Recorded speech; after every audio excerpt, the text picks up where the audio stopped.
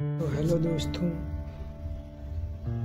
मैं आज आपके सामने एक महाभारत से जुड़ी एक घटना को लेकर प्रस्तुत हुआ हूँ। महाभारत का युद्ध आप सभी लोग जानते हैं कि इस युद्ध में काफ़ी सारे लोगों ने कौरवों की तरफ से युद्ध किया, काफ़ी सारे लोगों ने पांडवों की तरफ से युद्ध किया। और इन्हीं सब के बीच में मैं आपके सामने एक ऐसे किरदार के बारे में लेकर के उपस्थित हुआ हूँ जिसका नाम महात्मा विदुर।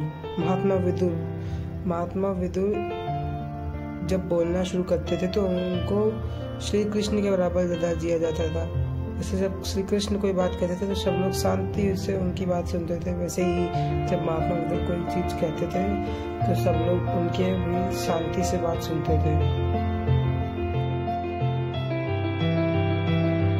रहता कि महात्मा विदुर इतने ज़्यादा शक्तिशाली थे कि अगर वो युद्ध लड़े होते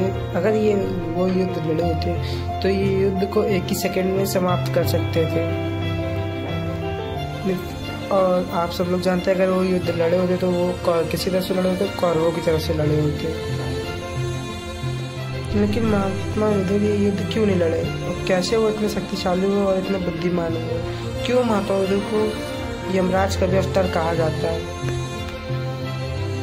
तो महात्मा विदुर की इन सारी चीज़ों के बारे में समझने से पहले हमें समझना होगा महात्मा विदुर की हिस्ट्री के बारे में, जो कि दोस्तों बेशक हम लोग को टीवी में नहीं दिखाई जाती। तो बहुत समय पहले की बात है, बहुत पुराने राजा हुआ करते थे। बस फिर क्या था, इसी मंडप को लेके गए सारे लोग सिपाही और उनको लगा कि सूली पर लटका दिया गया। जब वो काफ़ी दिनों तक सूली पर लटके रहे फिर भी उनकी मृत्यु हुई, तो जब ये बात राजा को पता चली तो उसको पछतावा हुआ, क्योंकि उस ज़माने में इस ज़माने की तरह नहीं था कि जैसे जो लोग निर्दोष थे उनके साथ गलत हो जाए, ऐसा हो जाने नहीं था। उस ज़माने में यही होता था, जैसे जिसने बुरा किया होगा उसी के साथ से बुरा होता था।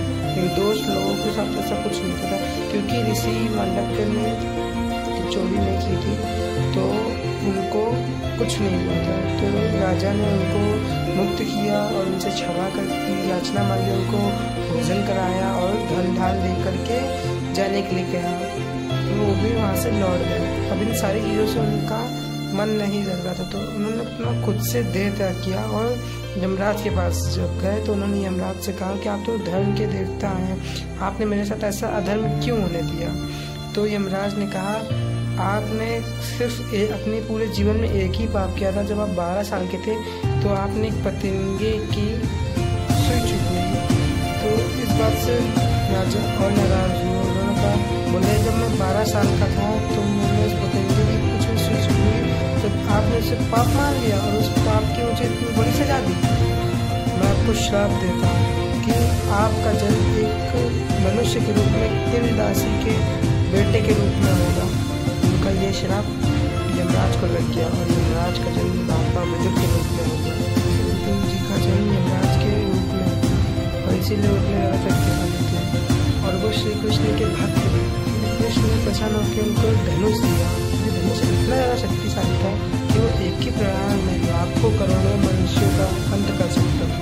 महाभारत के युद्ध में सम्मिलित कोई भी योद्धा उस धनुष का सामना नहीं कर सकता। ये माना जाता है कि महात्मा भीष्म पितामह भी उस धनुष का सामना नहीं कर सकते थे, उसका क्षण भर भी नहीं टिक सकते थे।